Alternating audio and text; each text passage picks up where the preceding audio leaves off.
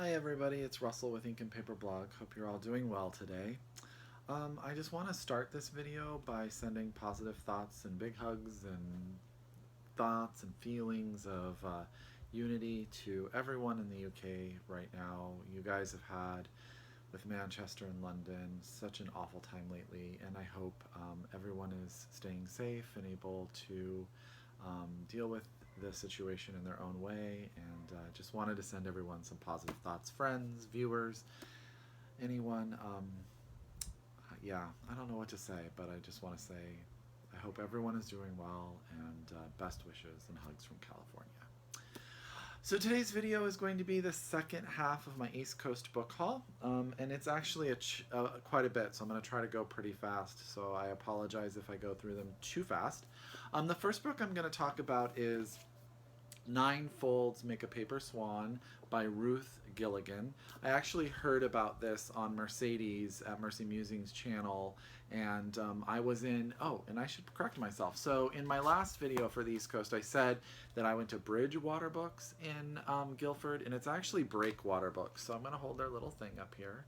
And I apologize to them. I put the correct link down in the bottom of my notes, but I know in my video I said the wrong name, so I'm sorry. Nine Folds Makes a Paper Swan is actually a multi-generational tale. Actually, I think I'm just going to read it to you because it sounds, the way they describe it is so good. At the start of the 20th century, a young girl and her family emigrate from Lithuania in search of a better life in America, only to land on the Emerald Isle instead. In 1958, a mute Jewish boy locked away in a mental institution outside of Dublin forms an unlikely friendship with a man consumed by the story of the love he lost nearly 2 decades earlier.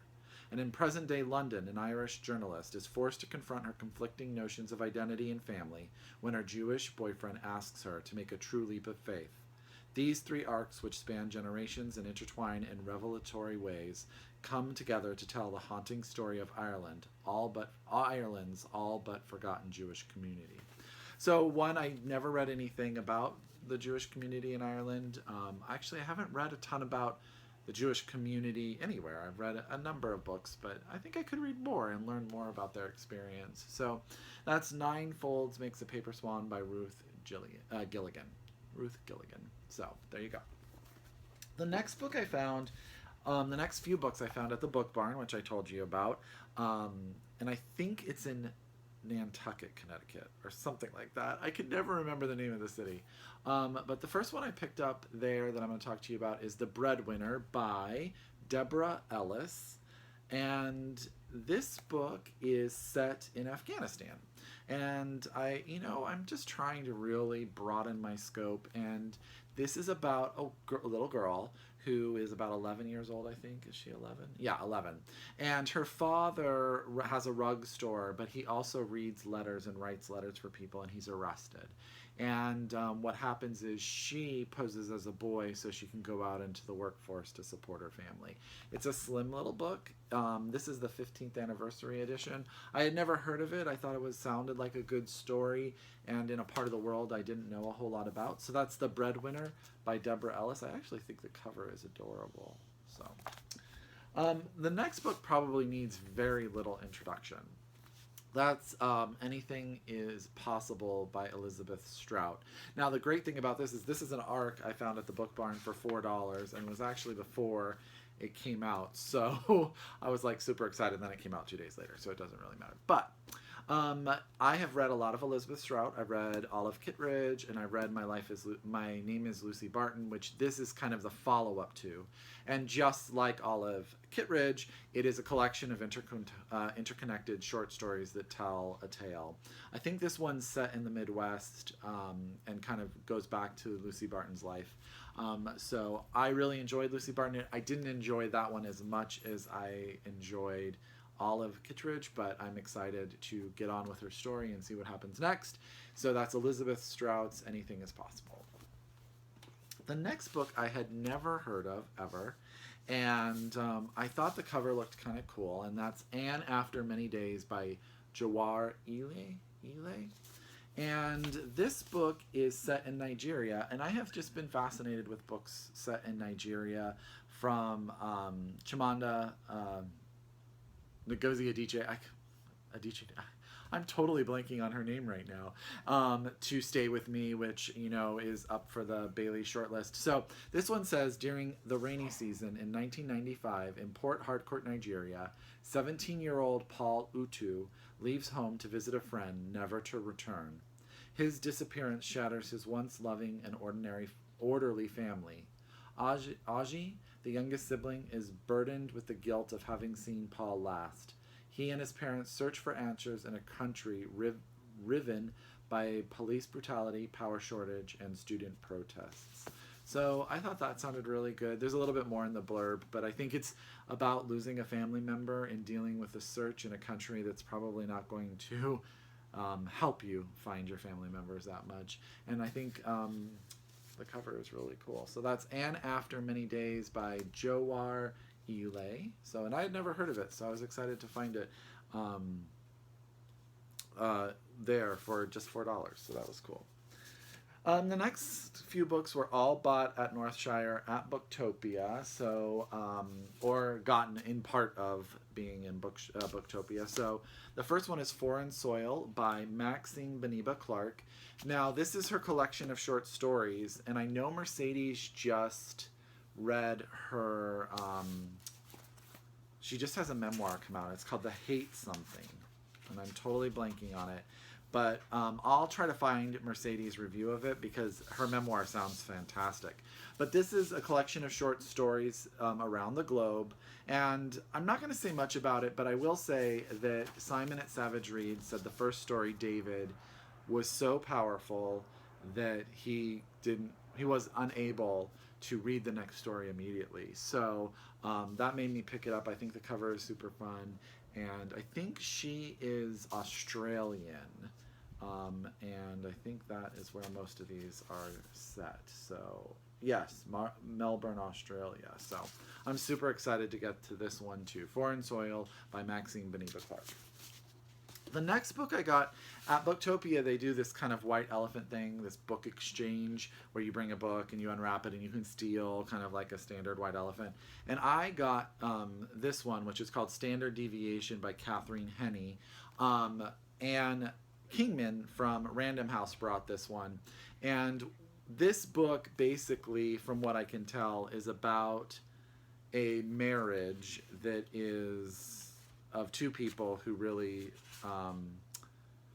maybe don't know each other. So, no, they do know each other. This is how it's explained to me.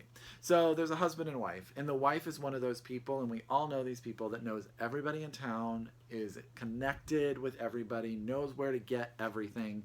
And her and her husband, she is his second wife, and she winds up hiring his first wife and taking her on a trip with them because of kind of the interconnections and kind of the discussion of their relationship with this added factor involved. So it's gotten really great reviews. It's out in hardback now, so don't worry about not being able to get it yourself. I like the origami dogs on the cover. And Anne really said that it was really good. It's one of her favorite books that has coming out, so I was really excited to get it. So that's Standard Deviation by Katherine Heiny, and I apologize if I didn't explain that one as well as I wanted to, but I thought it was, you can't do them all justice, but I definitely am excited about it. The next book I got was Sara, Baume, A Line Made by Walking. It has a little fox on it. And I don't know, I saw this on BookTube on a couple of channels, but I really liked the idea of the main character going away to reboot herself. So it says, struggling to cope with urban life and with life in general, Frankie, a 20-something artist, retreats to her family's rural home, vacant since her grandmother's death 3 years earlier. It is in this space, surrounded by the countryside and wild creatures, that she can finally grapple with the chain of events that has led her here. Her shaky mental health, her difficult time in art school, and maybe, just maybe, regain her footing in art and life. And I think she's a photographer, so she picks up photography again, and it's kind of like about that in the wildlife and how that sort of gives her ability to reboot. So I thought that sounded really good. That's Sara Baume's A Line Made by Walking. Now, if you guys have had a chance to listen to my interview of Kathleen Rooney, who wrote Lily and Boxfish Takes a Walk, She talked about this book that I had purchased from her, Live Nude Girl. It is a nonfiction book by her. So she was an artist model through college and did nude modeling. And she makes a joke that it would paid better than just about any job she could get in college. And this is sort of a meditation on that. She said that there was lots of books about artists and the artist process and what happens to the art after, but she didn't feel that there was ever sort of a representation of the artists that sat for these paintings. And she kind of came to it from the perspective of being one of those people. So I thought that that sounded really interesting. And on Instagram, I posted a picture of me with Kathleen Rooney, and someone responded that this book was fantastic and that I needed to get it. And then she signed it for me, and it's actually really sweet. So that is Live New Girl, My Life as an Object by Kathleen Rooney, a little nonfiction for you. I'm really excited to actually get to that one as well. Two more from Booktopia. One is Hot Milk. This was one I just wanted to pick up because it was nominated for the Booker last year.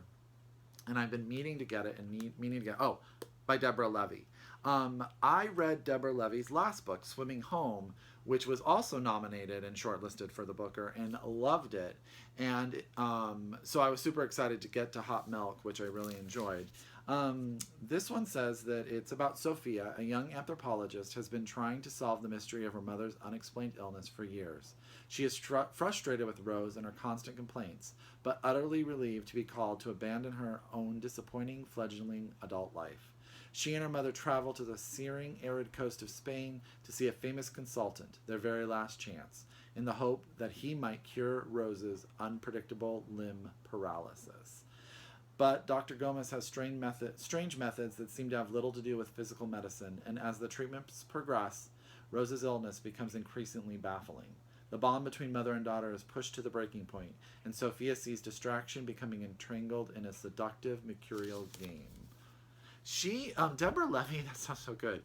Deborah Levy kind of writes these sort of offbeat, off-kilter female characters. I was going to say heroines, but I don't think that's the right word for her being characters. But they are super interesting and super three-dimensional and super, I'm using the word super a lot.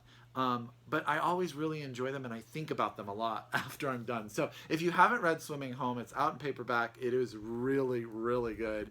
It starts with a girl just face down in a pool. Everyone thinks she's dead, and she's not. And then she stays in the house with this family and the havoc that she wreaks. So this is Hot Milk by Deborah Levy, and I'm excited to have it. I had this thing where I wanted to buy this short story collection, and all I could tell the people at Northshire is that it had a shiny cover and it had a butterfly that was shiny on it, and guess what? They were able to find it. And that's All These Wonders, the true stories about facing the unknown. It's by the Moth Presents, so the Moth group, and it's edited by Catherine Burns and has a foreword by Neil Gaiman. And let me see. It's true stories about risk, courage, and facing the unknown, drawn from the very best ever told on their stages. So it has a bunch of true stories about being brave and courageous. The cover is gorgeous.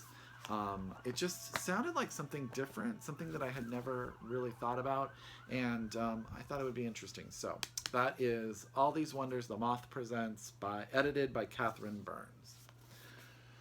Okay, two more and then I'm out of here. So remember in my last East Coast haul, I said I went to Amherst Bookstore, and I found books by that Japanese author I'd never heard of. Well, this is the second one. You remember the first one had that really creepy eye on the cover? This one has a really creepy mouth. And this is The Maids by Junichiro Tanizaki. Junichiro? I apologize. This says, The Maids is a jewel, an astonishing compliment to the Makakaki sisters, set in the same house in the same turbulent decade, but among the servants as much as their masters. And what got me on this one, I'm going to paraphrase for you moving forward. It's about a guy who has all of his servants live in a certain space in his house with the ability to always watch them, and there's like weird tension, and they don't understand him, and he is strange, and he is always watching them. So I thought that sounded really interesting. The cover is, again, fantastic. And that is The Maids by Junichiro Tanizaki. And I think, let me see, it's translated by Michael P. Cronin. So, yeah. I guess from what I learned on my last video is a lot of people have actually heard of him and say he is very good. So I'm very excited to get to him. So last but not least is a book that I bought at the airport. The Hartford airport, while I was waiting for my plane. It's a slight little book, but the cover brought me in. I mean, it's so pretty. And it's called The Hen Who Dreamed She Could Fly by Hwang. And it is a Chinese novel, I believe. Or is it Korean?